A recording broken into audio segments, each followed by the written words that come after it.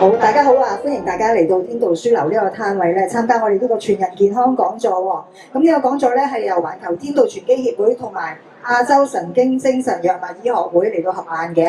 咁我哋今日好開心咧，有精神科專科醫生黃志強醫生嚟到同我哋分享咧呢個題目叫做對抗焦慮喎。咁大家咧有興趣聽下焦慮症係啲乜嘢咧，可以咧靜靜咁喺度聽啦。咁咧我哋亦都有一個藥廠嚟到贊助 Lundbeck 嘅藥廠嚟到贊助我呢一個講座嘅。咁目的都係希望咧大家咧都多啲了解關於精神健康嘅知識啦，咁樣嚇知多啲就會冇咁擔心啦嚇。咁我哋呢個時候咧就交俾阿黃醫生，唔該晒。多謝晒各位啊！嗱，咁我喺精神科門診咧已經工作40年嘅啦，已經我退咗休嘅啦已經啊。咁咧就見好多呢啲嘅啊，好多呢啲咁嘅情緒，好普遍啊。其實唔係淨係精神科醫生係嘅，差唔多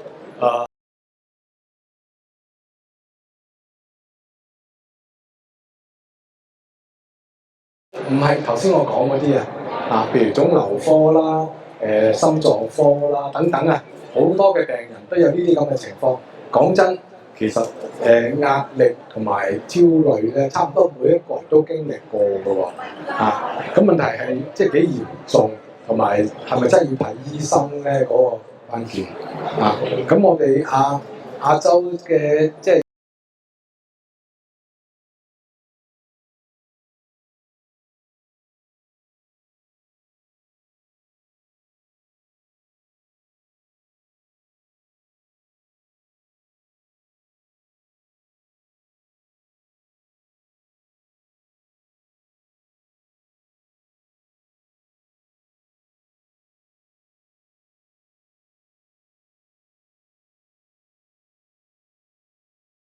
譬如話突然間好驚到好緊要啊！咁我哋叫恐慌症。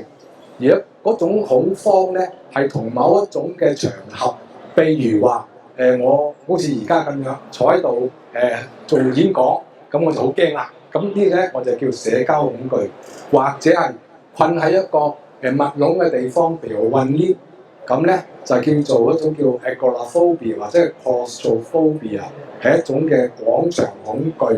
或者係密室恐懼咁樣嘅，或者係咩咧？強迫症，強迫症就話啲潔癖啊，擔心即係未鎖門啊、未閂水喉啊嗰類嘢。咁雖然頭先阿麥醫生咧，佢引翻即係喺美國嗰邊嘅 DSM-5 咧，即係精神障礙診斷與統計手冊最新呢版，佢就將呢個強迫心理症撥咗出嚟嘅。啊，因為咧我。即係經驗都係嘅，有啲強迫嘅心理人士咧，佢唔係好焦慮，因為佢慣咗呢種咁嘅潔癖啊嗰類嘢。好，咁另外我都會講一啲叫分離焦慮嘅。嗱，咁講呢個廣泛焦慮症先啦。最簡單嘅定義咧，就係因為有嗰個長期同埋好勁嘅壓力，導致到身體嘅神經系統有個過度嘅反應。過度嘅反應咧，就令到啲身體啦器官啊、組織啊嘅功能嗰度唔係好掂嚇，咁又唔舒服，咁啊叫焦慮。咁通常咧係要有時間嘅，通常我哋有6個月以上嘅。咁同埋嗰啲症狀咧係影響日常生活咁先算。分3個層面，第一認知就係話咧失控啦，過度或者持續咁憂慮一啲嘅病啦。或者係憂慮死亡，憂慮一啲係未發生嘅事，未必會發生。但係如果憂慮變咗過度嘅話咧，都唔知道會唔會發生咧，咁就產生反應咧，咁就係焦慮啦。OK 啦，好生理啊，大家都好熟㗎啦，即係我哋叫做交感或者自主神經系，即係譬如話咧去廁所啦、頭痛啦。飆汗啦、心跳啦、攰啦，攰通常都係因為啲肌肉繃緊嘅。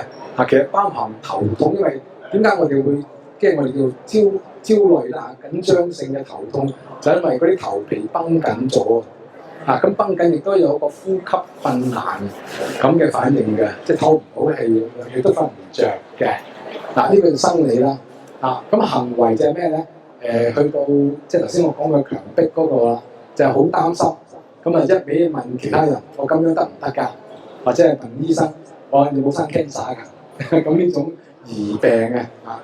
好啦，另外一則叫逃避，逃避咧就唔好講啦，算啦，唔好講個死字啊，即係大家利是啊嗰類，即係逃避咗佢咯。咁第三種咧就係、性情方面嘅改變，變得好暴躁咁樣嘅。呢三種啊，大家認啦，認知、生理、行為。我頭先喺失眠嗰度講認知、行為、心理治療啲乜嘢啊？失眠啊嘛。我陣間會詳細再講 CBT Cognitive Behaviour Therapy。如果大家學咗呢個咧，學少少都好啦，個原則咧都可以幫到你自己，同埋幫助你身邊嘅人嘅。Cognitive Behaviour Therapy 係醫學嘅，不過係難做嘅。OK， 難做。再睇呢個公仔，我唔想重複每一句字，但係呢個係心理測驗或者係智力測驗啦。你睇出啲乜嘢咧？從頭先嘅三個層面嘅裏邊，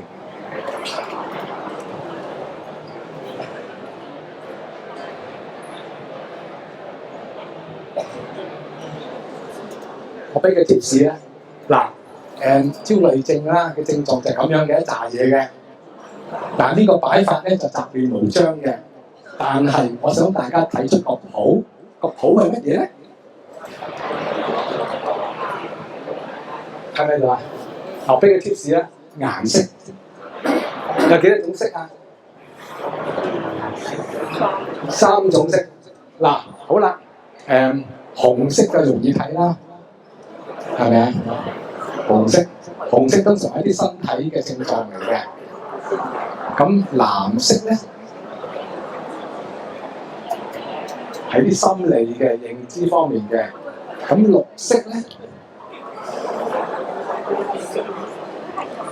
就係啲行為方面嘅。好啦，即係我回應翻啦，呼應翻認知、生理同行為都係焦慮症裏面嘅3層症狀，3層㗎。OK，個成因咧就好似頭先失眠咁樣嘅，有生理因素啦，有啲人係容易焦慮嘅，生出嚟係會㗎，佢個背後嘅機制咧就係個化學物喺大腦裏邊嘅傳遞，所以藥物係幫到㗎。另外就結構啦，呢個結構咧可能同即係佢嘅年紀有啲關係嘅，咁另外就身體嘅病啦，呢係生理因素。心理方面就大家知啦，我哋叫做 A 型性格。即係比較容易緊張嘅人，有啲認知模式咧就咩咧？一啲比較固執嘅人，追求完美嘅人，我哋叫做要做到最好嗰種好認真嘅人，佢認知模式。另外一個就自我價值感，通常嗰類型係屬於咩啊？唔係好自信嗰隻，缺乏一啲因應技巧，即係話咧。呢個人係古縮啊，冇辦法應變啊！呢個叫做曲平啊，個曲平渣渣地啊！呢個就心理因素啦。咁社會環境有好多㗎啦，我哋嘅生活有好多嘅創傷啊、壓力啊，我哋嘅習慣唔健康啊、打機太多啊等等嘅嘢啦。最緊要呢句成因唔係單一嘅，係成紮一齊嘅。咁所以個治療都好複雜嘅。咁高危係乜嘢咧？男性定女性多咧？係女性多嘅喎。呢個同抑鬱症都好相似嘅喎。頭先我講個性咧，都同抑鬱症相似嘅喎，係比較即係追求完美嘅人嚟嘅喎。遺傳又係啦，好多即係我哋焦慮抑鬱嘅咧，問屋企人都有啲傾向嘅。身體嘅病啦，特別係啲乜嘢咧？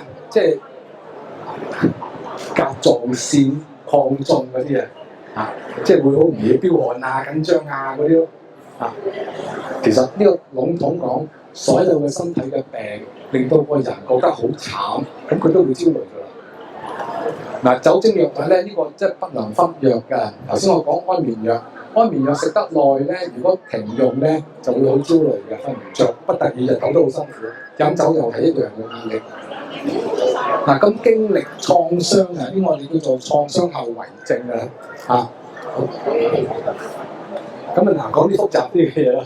講個腦部，呢個腦電波咧，分前同後腦嘅通常咧前腦即係我哋叫額葉咧係一個即係理性嗰個位，而即係個中間嗰度咧我哋叫腦幹咧有幾個部分嘅，其中有一粒嘢好似粒杏仁嘅 size 嗰個叫杏仁體咧，就係、處理恐懼同埋焦慮嘅，即係話俾即係我哋認知到危險啦。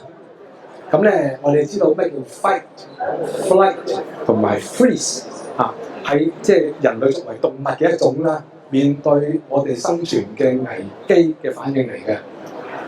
咁呢個 fight、flight 咧就會導致到我哋個交感神經係好活躍，即係有一個好緊張嘅反應即係預備去到打野獸又好，或者預備要走又好咁樣嘅。咁個腦電波個狀態咧。就係如果我哋一個正常嘅好 relax 嘅狀態咧，我哋嗰個腦電波係屬於 alpha 嘅，即係比較慢波嘅，即係8個 Hertz 以下嘅。如果我哋好緊張咧，係屬於 beta 嘅，屬於11個 Hertz 或者以上嗰啲嘅。OK 嘛？腦電波就睇到㗎啦，一個人嘅心理狀態。好啦，嗱，講翻呢個杏仁核咯。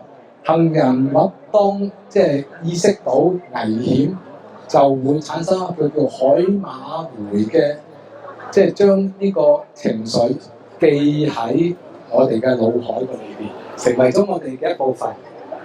即係我哋講創傷後遺就係呢樣嘢啦。我哋記得一啲嘢，學咗個教訓，以後避免咗咁嘅情況啦。呢啲就係我哋應對壓力嘅方式。咁頭先我哋講咗交感神經係活化啦，咩瞳孔放大釋放腎上腺素減少啲腸胃嘅消化，減少呢個口水心跳呼吸加快咁肝臟會即係篤啲葡萄糖出嚟，等佢血管用血管會收縮，血壓會升同埋唔會去小便等等嘅嘢啦。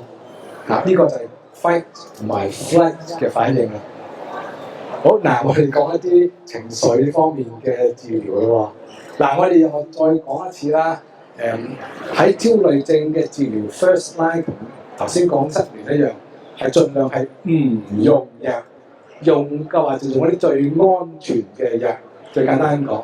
但係往往最安全嗰啲咧係唔係好 work 嘅，即係唔係即刻可以做到嗰個效果，而即刻做到效果嗰啲咧係最容易乜嘢失效同埋上癮嘅。當你重複咁使用嗰陣時，即係慳啲使啦。講真，你真係要好緊要你先好用啦。咁我哋要講一啲即係唔用藥嘅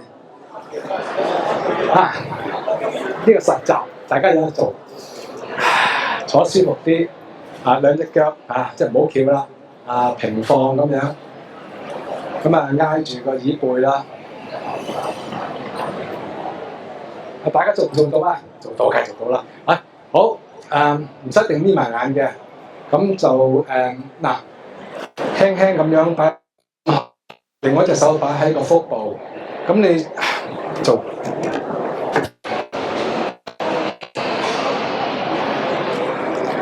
嗰個呼吸係咁樣做嘅，可以用即係游水咁樣啦，即係鼻吸入。口吐出咁樣嘅，個節奏係咁樣嘅，吸1、2、3、4，忍住1、2、3、4、5，放8下，1、2、3、4、5、6、7、8。好啦，嗱，實習咯喎，吸 hold 放。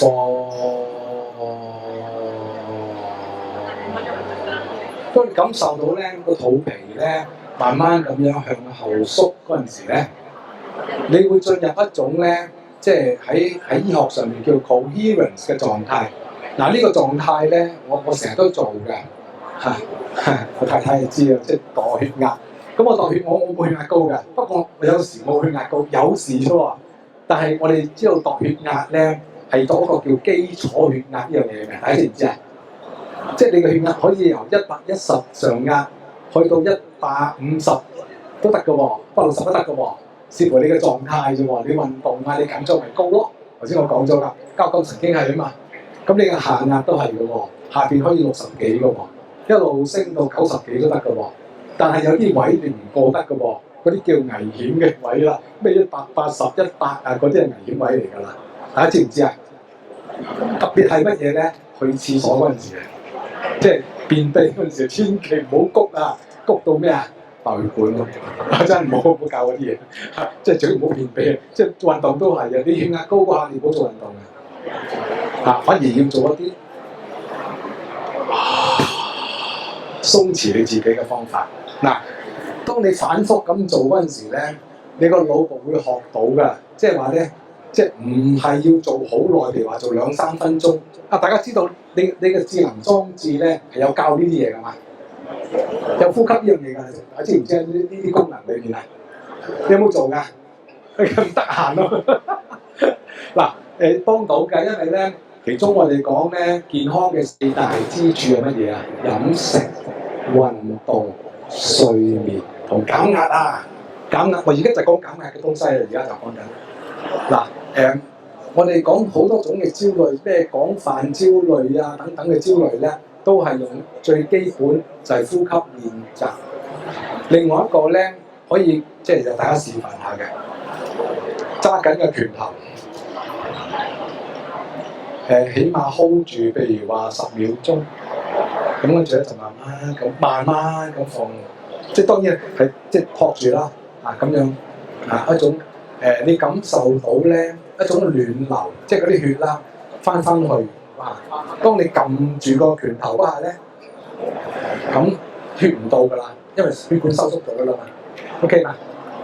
嗱，咁全身嘅做法都係咁樣喎。當你覺得腰酸背痛咧，你會做啲咩動作㗎？係咪啊？伸展啊嘛。嗱，譬如我坐得耐咧，我就企起身。最簡單啦，係咪啊？嗱，特別係做寫字樓嗰啲啊，唔好坐咁耐啊！半個鐘好啦都要起下身啊，去下洗手間坐翻低嗰度。好。咁啊，講廣泛焦慮症，其實有好多種嘅年齡層㗎。譬如話咧，學生啦，呢個母親啦，或者係生活方面啦，退休適應啊嗰類嘢，好多種嘅狀況嘅。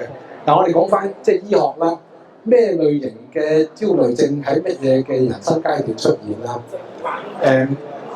大家有細路仔㗎咯，透過咯，你哋嘅細路會冇出現分離焦慮咧？或者係特別有啲恐懼，特別嘅意思就係怕啲老鼠、曱甴啊、蜘蛛啊嗰啲壁虎啊嗰類咁啊，特定嘅怕黑都係嘅。喺社交嘅恐懼咧，社交恐懼好普遍㗎喎，怕醜嘅人就係社交恐懼嚟㗎啦。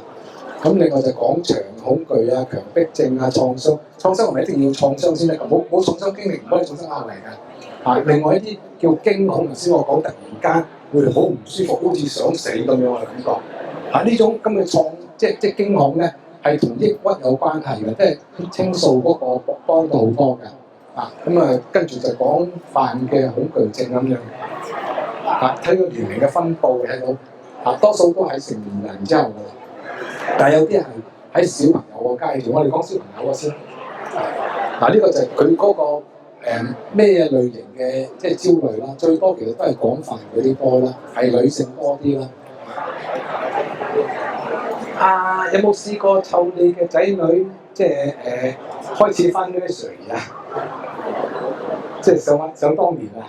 佢哋係咪好怕㗎？好驚啊！喊啊！係啊！佢哋就出現呢種分離嘅焦慮咯。因為即係我簡單啲講，咁喺即係呢個治療呢班咁嘅好緊張嘅小朋友啦，焦慮啦，佢哋好驚失去嗰種安全啊！咁所以咧，佢哋經歷一個即係我哋叫做 exposure， 即係新嘅環境。如果新嘅環境佢變得太快咧，佢適應唔到咧，咁就好大嘅情緒反應。咁喺而家嘅心理治療嘅裏邊咧，好多都係用一啲即係 mindfulness 喺正念方面嘅概念。咁另外一個就係一啲增強佢基本嘅解決困難嘅能力嘅。咁大家要通過一個咧，我哋叫同埋一齊嘅要同埋一齊去到即係叫陪伴啊！我哋好中意講陪伴嘅，陪住佢經歷。嗱，咁啊，成年人甚至長者都有㗎。喺過去呢10年到啦，好多人離開香港㗎嘛，係咪後生嗰班30-40歲咧，留低佢哋嘅年長嘅父母咧，佢哋係有啲嚟睇我都係睇呢啲嘢㗎。佢哋覺得即係好似好孤獨啦變咗唔知點解啲人即係佢嘅後輩啦。佢哋好中意睇書㗎嘛，但係啲孫走咗去過嚟，佢哋又唔中意去外國探孫，咁變咗仲好多焦慮。咁咧我用翻一個最簡單同狗相處啦。呢個咧其實呢個 slide 係俾狗嘅，即係俾養狗人士咧，養貓人士。即係咧點解啲即係貓狗咧，特別係狗啦，同人咧感情好好嘅即係如果你翻到屋企咧，要養狗嘅話咧，隻狗會歡迎你翻屋企嘅。係咪啊？正常嘅呢個係呢種就係叫 attachment 一種即係依附我哋叫依附。咁而 separation anxiety 就針對嗰個依附嘅依附即係話你好似你依附嘅對象離開你，咁你失去咗個依靠，失去咗個安全。對於一啲嘅小動物嚟講咧，佢嘅幼兒階段如果冇咗佢嘅上一輩，即係譬如母親嘅照料，就會咩啊？餓死、凍死，俾其他嘅食即係嘢食咗咯，危險嘅嘢嚟㗎係所以佢哋會焦慮，佢哋會喊啊、叫啊嗰類，佢哋會叫翻佢哋嘅母親翻你身邊咁樣。好咁去到中學，啱 DSE 放榜啦，咁咧好多統計啦，即係學友社嗰類咧，喺即係要臨考呢啲公開試嘅學生，佢哋呈現呢啲焦慮抑鬱係好多㗎，有40%以上其實係。咁個問題係咁樣嘅，香港咧就係競爭力啦。咁另外頭先我講心理質素就係話佢個性啦，個個都想叻㗎啦，追求完美啦，希望讀到大學啦。咁但係如果佢個能力真係去到嗰個位咧，佢哋會覺得好失敗啊，好慘嗰種感覺嘅，挫折嘅，好有。咁咧你估內地嘅高考生佢哋面對嘅壓力同埋香港嘅 DSE 考生點比較？內地高啲嘅答案就係，因為內地有一孩政策，好多年前啦，咁所以父母對於仔女嗰個即係期望好高嘅，好高。咁所以我哋講點樣醫就呢樣嘢啦即係我哋嘅點樣對翻我哋嘅仔女啦。特別如果即係係咯，佢哋做唔到佢哋嘅要求咯。好啦，講青年人嗰啲焦慮症狀咧，好多時都係行為嘅。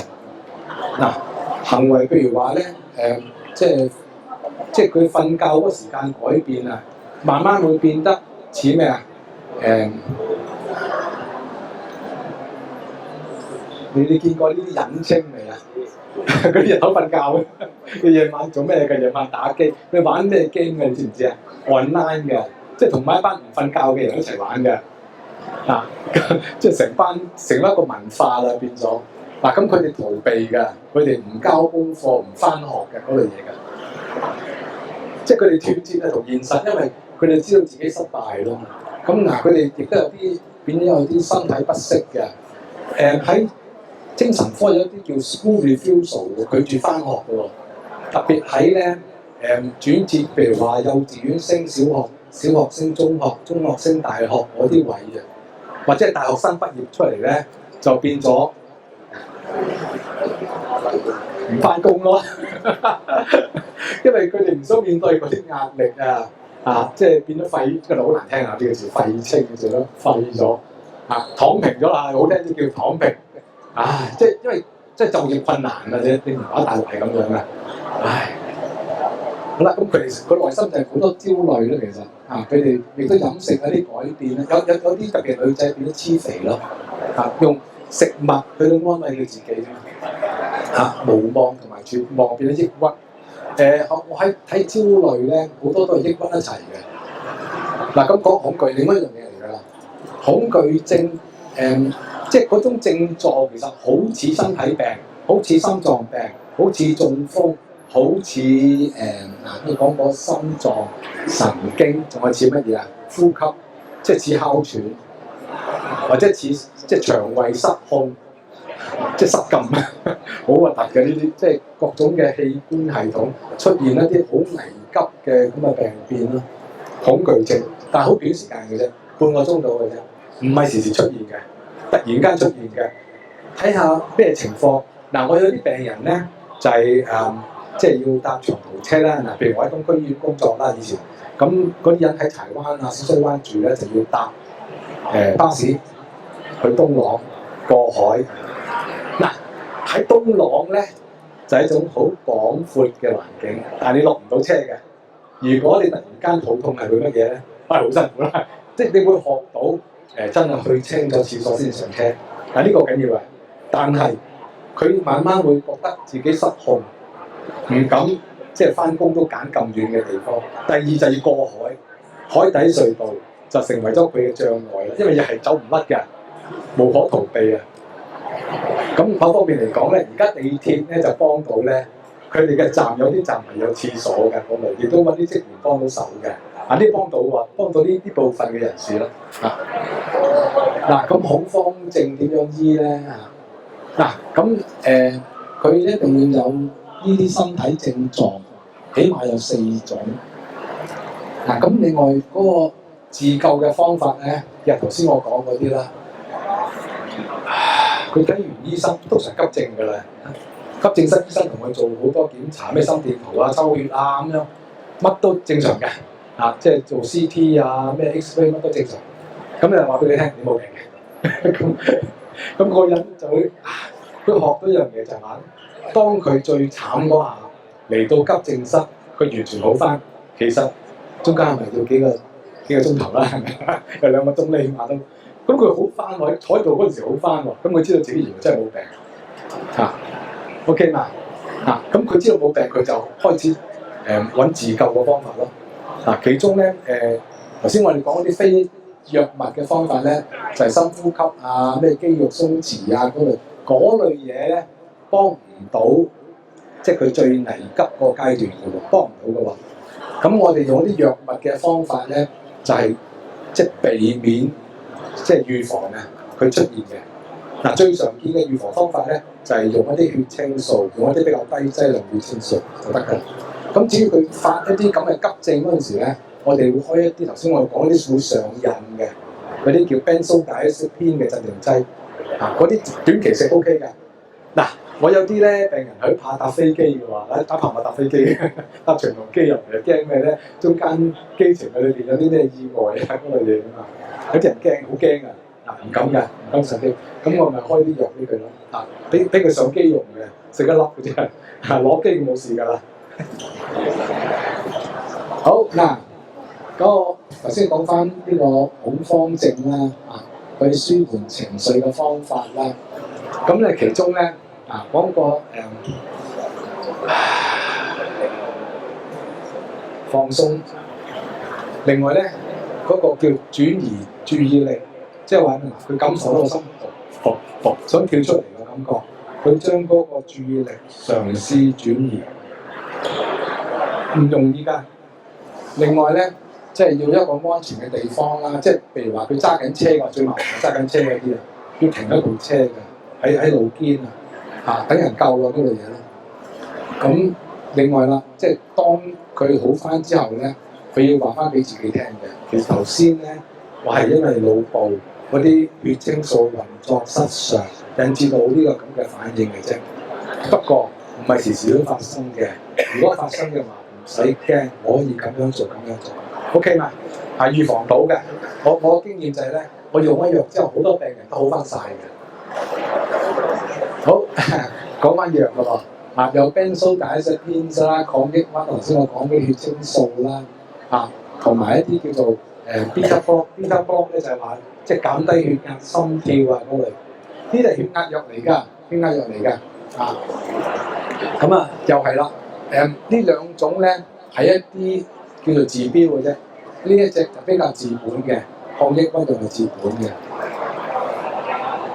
咁如果即係我哋叫恐懼啦，即係喺電梯啊、隧道啊、等等啦困 lift 嗰類嘢，咁產生咗恐懼，咁以後都怕搭呢啲嘢㗎喎。咁點樣咧？頭先我講就係重複翻㗎啦舒緩翻，冇嘢嘅，因為一時嘅反應調適翻，其實我好安全嘅咁樣，得唔得？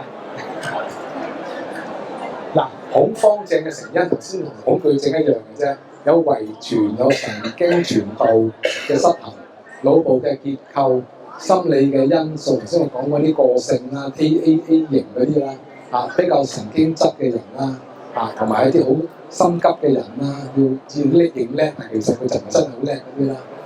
環境就係壓力創傷有啲變故嗰類嘢啦。講另外一樣嘢啦喎，怕醜喎，即係叫做社交喎。恐怕呢個目光咧，係咪一種病咧咁樣？咁就講啦，係一種行為嚟嘅，即係我細個嗰陣時咧，都有老師話過我唔敢即係望人嘅眼神接觸或者叫做咧即係驚咩都唔知，驚對方唔知點睇我咁講樣衰呢類咁嘅諗法，好得意㗎！啲社交恐懼嘅人咧，好介意呢啲嘢嘅。咁舉個例啦，即係我哋成日都即係得小巴要出聲㗎嘛，落車係咪啊？咁你即係驚喎，喺座位裏邊司機我有落咁樣咁普通人照講啦，但係有啲即係緊張人咧，佢唔敢講喎，佢驚咩咧？佢驚即係聽唔到，或者係即係司機聽唔到或者係佢講得唔好聽咁走音咁樣嗰類，即係唔啱呢個諗法當然唔啱，不過佢係好驚呢咁嘢，咁驚到咧佢好緊張好多反應講唔到，到頭來都要另外一個人即係過咗佢個目的地先講到咁樣。呢個係其中一個例子啦。社交恐懼嘅人咧係比較怕社交場合嘅，避開嘅。匿埋嘅即係躺平啦，就係隱稱嗰類嘅社交恐懼。不過社交恐懼得嚟好得意㗎，佢哋可能中意另外一種嘅社交嘅喎，即係譬如網上青年大家知道青年人啦即係線上同線下唔同嘅個社交模式咁咧又係講頭先一重複翻嘅呢堆嘢咧，等於咩恐懼症咩廣泛嘅焦慮一樣嘅。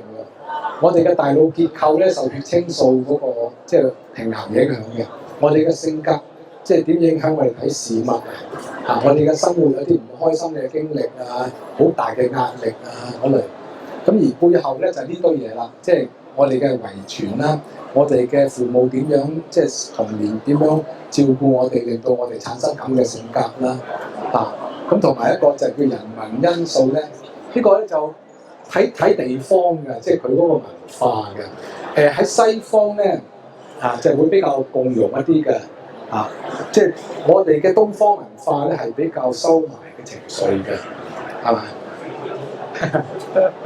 唔係咁容易表達你嘅喜怒哀樂咯。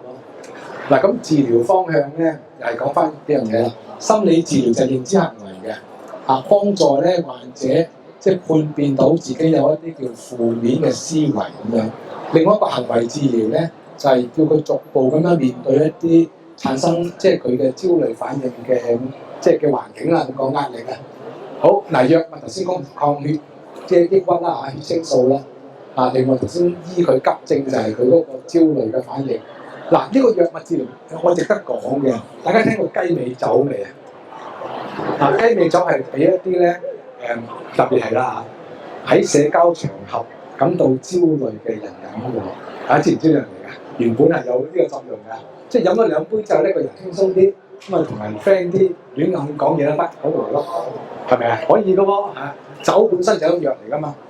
好支持性治療咧就係我哋講團體治療啦，成個 group 一齊嘅，即係成班都係呢啲比較即係怕醜嘅人咯。咁個導師即係嗰個組長咧就幫佢哋做互動嗰啲練習。另外就係家庭治療啦，家庭治療就係咁嘅，因為好多嘅即係父母咧或者係其他嘅家人咧唔係好理解嘅，一味即係埋怨咯，話佢唔啱啲細路仔就頹廢嗰類嘢咯，唔好匿埋啦，嗰類嘢推佢出嚟做嘢嗰類咁樣，咁咧嗰個即係青年人咧會慢慢即係會覺得好似被排擠咁樣，被社會唔接納你冇咁嘅經歷知道啦，需要明白佢係一種症狀嚟。好啦，又轉一轉話題，去到呢個強迫症。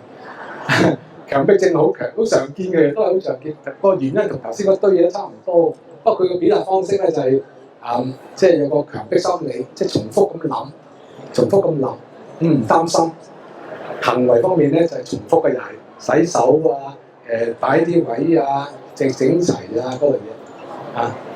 咁你有個儀式化咁嘅情況，就係話，如果佢唔即係執正咧，就又出現啲問題，好嚴重嗰啲錯誤。佢有呢個諗法嘅喎，咁一定要做到嗰啲儀式，做咗就安全啦。咁咪叫強迫症。嗱，咁個心理治療係咁樣嘅。嗱，咁大家喺 Covid 嗰個時間就知啦。摸嗰啲嘢，即係呢啲菌嚟嘅。第一時間就揾啲酒精。OK， 嗱，呢個負面思想就係話咧，一切嘅嘢都係污糟嘅，會有菌嘅。當你摸過之後咧，有機會摸翻你自己嘅物件咧，就會傳染。咁背後咧就係、死啦！我會俾人困去竹篙灣咯。嗰個反應就係咁。咁咧就會不安、緊張、擔心，搞到即係個人好似唔知點樣啦嚇。咁於是咧就要重複咁樣洗。咁咧就要重複咁樣做咧，就會安全㗎。即係我哋叫安全行為，就係呢個強迫心理。咁要解救咧，就係話咧，呢個難一啲㗎。你真係相唔相信咧？我哋需要接觸下，即係一啲比較安全嘅細菌，我哋先生存到㗎。大家要知道嚇，即係而家好興乜嘢啊 ？Covid 同埋流感，你知唔知啊？點解你唔戴口罩啊？你唔怕我有呢個病傳染俾你咩？其實就係咁樣嘅，因為咧。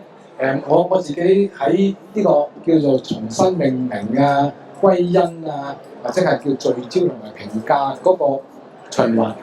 我做醫生啊，其實我係最容易接觸到病嘅，所以我哋叫咩叫醫學生嘅病症候群咧，就係、當我哋後生嗰陣時，每學一種病，就以為自己患咗種病，因為我識啊嘛，咁有啲感覺㗎喎。死啦！我有啲似喎，係咪啊？咁容易咯。嗱，咁但係咧，你自救嘅方法咧就係話，原來咧我都已經65歲啦。如果我生 cancer 一早都生咗啦，咁我仲要即係以後再生咪生咯。即係嗰類你識得咁樣叫即係啲咁衰嘅嘢啦嚇，呢啲咁嘅嘢，將佢重新咁樣命名啊、歸因啊、聚焦啊、評價嗰陣時，你唔會覺得一回事嘅喎。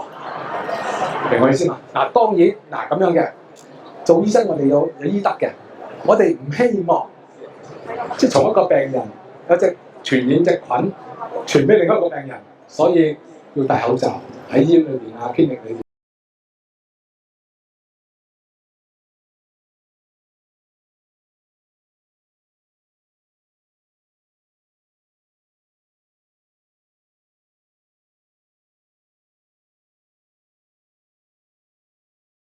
我唔係做研究家嚇，唔係，我係俾血俾人哋抽啊，做咗3-5年好啦，有 Covid以來，咁我見到咧，我近來嘅抗體啊，一路都保持到嘅喎，我打咗5針啫，其中先頭嗰2針係科興3針復必泰，後來我驗多一次針嘅 Covid，咁跟住保持到咯喎，2年喎，有抗體喎，咁係咪增強我自信心啊 ？OK 嘛，人生係咁樣㗎。即係唔好，即係只係一啲負面嘅事件裏邊有啲思考，要有啲正面嘅事件。我唔死得喎，我經過呢個病之後喎，即係譬如話，你從第啲人嘅例子，呢個人第1、2期乜嘢肺癌，佢做咗個手術，5年後佢未死喎，或者10年後佢仲喺度喎，哇！咁你知道原來呢啲病係可以醫咯，唔係話見到癌就驚嗰類。OK 嘛？嗱，呢啲就係我哋講心理治療嘅嘢啦。我頭先再講翻自律神經嗰啲啦，有好多嘅即係特別係中醫咧，都會將自律神經失調咧，同埋頭先講嘅神經衰弱啊，叫一個 term 啦，即係焦慮症咧，撈埋一齊講嘅。如果我哋真係分個定義咧，大家試過暈未啊？突然間咧，即係坐低或者係瞓喺度起床，一起身好似記得唔係好穩咁嗰類啦。咁你如果當時你度嗰個血壓係比較偏低嘅，嗰個因為嗰個你個姿勢導致到啲血唔上腦，就咁簡單嘅啫。因為當你瞓緊覺，你個心鏗係會比較舒服啲、慢啲。當你突然間要起床嗰下，你唔慣就暈暈地㗎。嗱，呢啲其實就係啲自律性嘅神經失調，去到個嚴重嘅位就咩咧？即係暈㗎咯。但係你嗰下你唔係緊張㗎喎。OK 嘛？你明白分到兩樣啦，分到啦係咪啊？分到啦。嗱，就咁講翻，即係又係講翻呢啲大嘢啦。營養好緊要㗎，即係通常神經緊張咧係過分嘅興奮啊嘛，咁咪要抑制咯。抑制嘅營養咧，頭先我講咗GABA㗎嘛，GABA係抑制㗎嘛，其中即係輔助GABA嘅咧就係礦物質就係鎂同埋鈣同埋維生素 B 有一紮嘢。OK， 簡單啲咯。咁運動其實好緊要嘅喎。每天嘅運動咧，我哋都知啦即係減少好多嘅慢性病啊，或者啦令到你嘅壽命可以長啲嘅，或者啦咁係好幫到嘅。即係你個即係神經冇咁緊張嘅喎，令到瞓得好啲嘅喎。各方面都好多，起碼有10幾種嘅好處啊！你即係每一日嘅運動。頭先我講睡眠嗰陣時就係話有個規律嘅作息時間，同埋咧最後講嗰個減壓咧就係識得諗，你要識諗咧就係話唔好死咕咕一面咁樣倒，識得我哋叫做另類嘅思考，即係調翻轉諗啊！最後呢個 slide 咩嚟㗎？嗱，薰衣草治療大家聽過未啊？有啲叫 aroma therapy 咧 ，aroma 即係香薰啊，香薰大家屋企有冇用呢種嘢㗎？有啲人試㗎，即係譬如話瞓得唔好咧，試下㗎，但係呢個薰衣草係香薰中嘅，應該係有實證啦，我哋叫做科學實證，有研究嘅，佢嗰啲油嗰類，係即係譬如話即抹喺個身嗰隻㗎，唔係淨係燒出嚟嗰種喎味道啊！有啲話口服啲，有啲軟。不過咧，呢個講下嘅啫，即係俾大家知道咧，原來環境咧呢啲嘢咧，塑造到你，幫到你瞓覺，幫到你減壓嘅其中一個例子。